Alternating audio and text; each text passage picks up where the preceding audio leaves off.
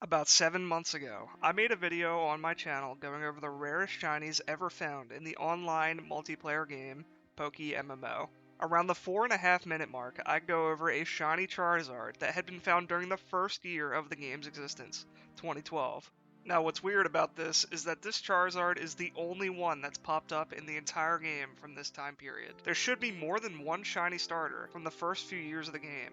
However, I've heard stories of a player who got banned with most of them on his account. This intrigued me and led me into researching who this player was. Thankfully, a commenter set me in the right direction, and for the last few weeks I've been doing research to find out who the richest players ever were, starting with the person who got banned with a ton of the rare shinies from the first few years of the game, and his name was Uwair. Let's set the stage. Back in 2012, PokeMMO only had Fire Red, and its cosmetics were very limited. Most trainers ended up looking very basic, and there weren't tons of ultra rare and exclusive vanity items like there are today. Your way of standing out was by having an insanely rare shiny. Shiny starters, rare shinies from the Safari Zone, and gift shinies were some of the most coveted ones in the entire game. It was also completely lawless back then. There was lots of scamming and other filthy ways you could obtain wealth. Some of the richest players unfortunately got to that point in very shady ways. The wealthiest player in the game at that time, Uwair, was no exception. From everyone I interviewed, they've said he was a very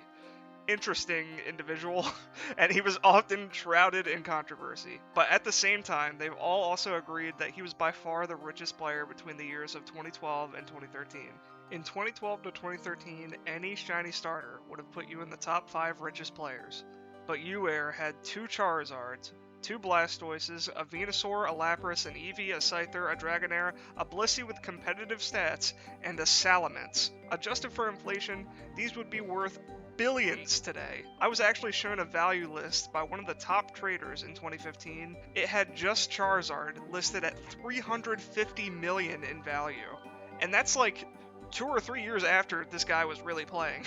This guy did a ton of shiny trading, but at the same time, I've heard plenty of stories about how he did scams for some of his high-value shinies on Skype. A consistent theme that I've heard from a few people as well is that somehow the scam would involve or mention his wife. There was a ton of controversy around this guy.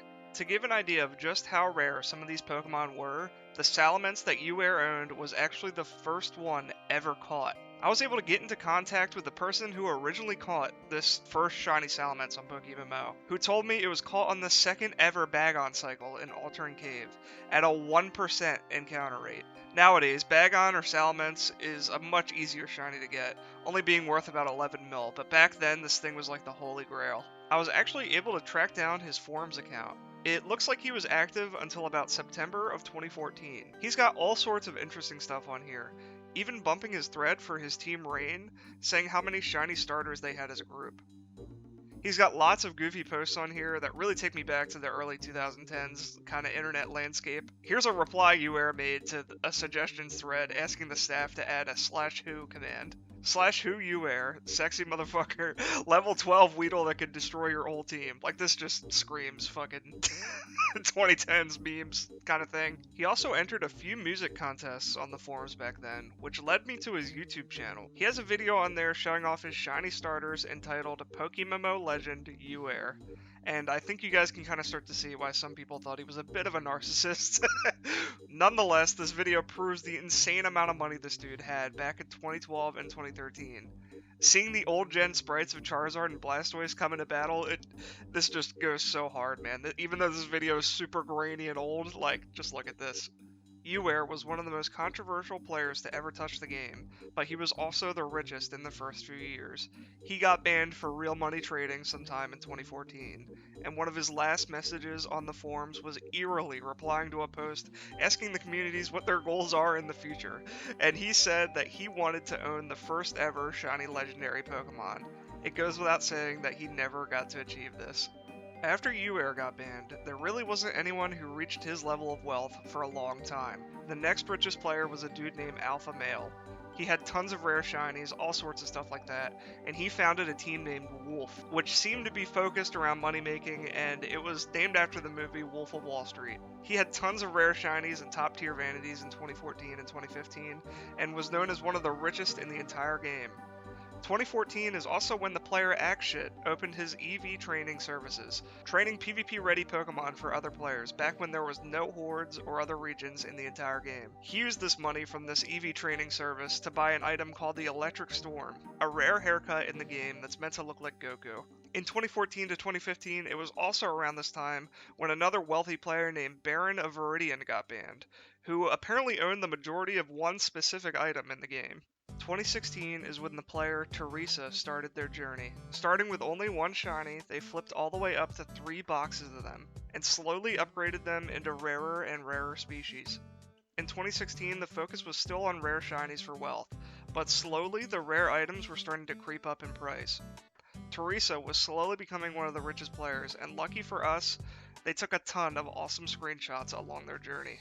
2017 to 2018 is when a great shift in the economy had happened. Around these years, a huge influx of players from China came to the game, and they were ready to spend tons of money on these expensive items.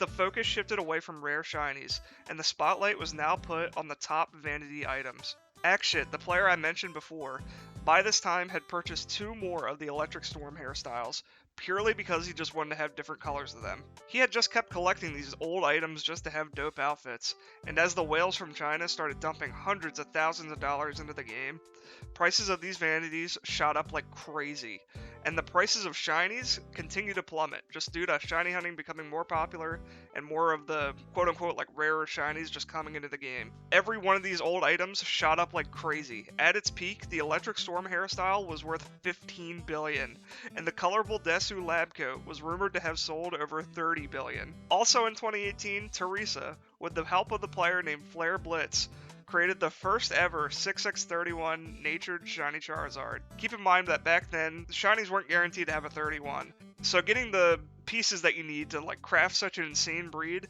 this took a ton of coordination. Terresa, Richest, and another player named Ryu are all considered to be some of the richest players in the game at the moment. Richest has achieved such an insane collection of vanities that he actually runs a rental service on the forums, where you can pay him tens of millions per month to use these items. And although I wasn't able to get in contact with him, multiple players have told me that Ryu owns multiple Desu lab coats, E-Storms, and tons of other items. Personally though, I think Terresa has the most interesting collection of items for one main reason. Remember when I said the player Baron of Viridian got banned with a majority of one item? That item was the party hat, and Terresa actually owns one. There's only a handful of these left, and Terresa's is the only publicly known copy. Terresa took an extreme risk buying this item. At the time, it was labeled as a shop vanity, which technically meant that it could return at any time. Terresa was apparently in a race with 2 other players to liquidate the required amount of money to buy it off the GTL, $400 million in cash. Terresa bought it, and there hasn't been another one that has surfaced since. When I asked about the value of this item, their response was this: determining an accurate value is near impossible. It's a unique first edition relic, and I care more about preserving it than the value behind it. I guess it to be at about 50 to 100 billion, but it's a controversial take since there's no previous sales, and neither will it ever be for sale.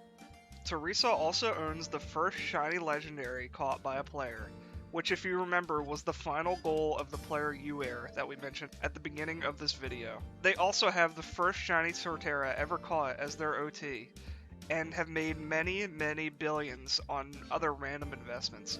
They said that their best investment was around 4,000 to 5,000 pumpkin goodie bags of 2018, and around 500 to 800 of each of the Eye and Hiddenama and Ghost particles. They said that they held on to them for years and made billions in profit.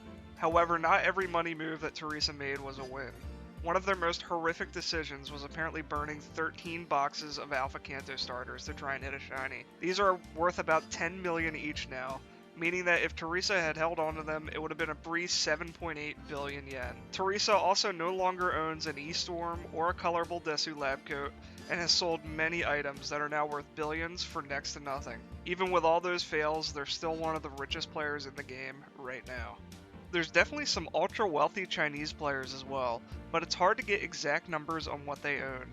The rich Chinese player base is notorious for being ultra private about what they have. The player John Lucky owns most of the top vanities and has spent tens of billions on shiny hunting and crafting insane Pokemon. I've got a video right here about it, you guys can go check it out. He's probably the most famous ultra wealthy individual from China in PokeMMO. There's also the player HB, who when I initially messaged him, he started trolling me by saying he was poor, but I eventually got him to open up about what shinies and vanities that he owned. He casually linked me the 2 most expensive items in the game, along with basically every rare shiny. Alright, so I finally got this guy to open up to me about what he has, and he has like every single rare shiny with boss particles and all that. I think the Infernape is his OT. This is like hard to even. Yeah, HB Infernape. This is pretty crazy. Dang, Togekiss, Shed Ninja. What's the oldest boss in the shed? Pumpcat, that's pretty sick. Wow. This is a crazy collection. Lucario. Rotom.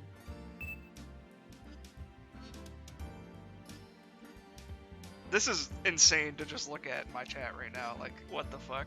He really has like most of the rare shiny. He keeps going. This is ridiculous. Obviously, not all of these are his OT or whatever, but like the amount of money this takes to buy all of these, this is like billions in yen. Because a lot of these have. He just keeps going.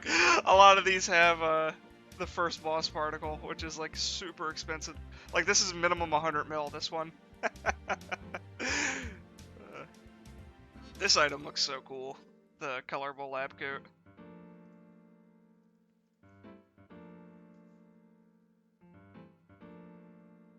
So I don't know if he has multiples of these, but he's definitely in like the top few players if he owns all of these shinies. Plus, who knows whatever other shit he's got on his account if he has all this stuff. You know? This is crazy. The current landscape of PokeMMO is very different to what it used to be. The main endgame activity is shiny hunting for rich players, meaning that the prices of rare shinies continue to fall into the abyss as more and more get found and sold. The big items are also slowly coming down. For example, the blue flaming skull has lost $1 billion in value in just a few years. I think the big bubble of expensive vanities is slowly starting to burst, and as more old players want to keep shiny hunting, they'll sell off some of these insane items for cheap. Especially with alpha shiny hunts, which can cost upwards of 1 billion yen if you go over odds. That being said, owning anything like an electric storm, party hat, or colorful Desu lab coat puts you in a bracket of wealth above most of the player base. I urge you to log in if you remember playing this game years ago, just to see if you're sitting on a gold mine. This video took a ton of research and effort. Please leave a like and a comment if you enjoyed it, and let me know if you know any like sort of crazy old lore that has to do with this game and trading and all sorts of stuff like that. Thank you all for watching, and thank you to everyone who helped me get this information. Like always guys, take care.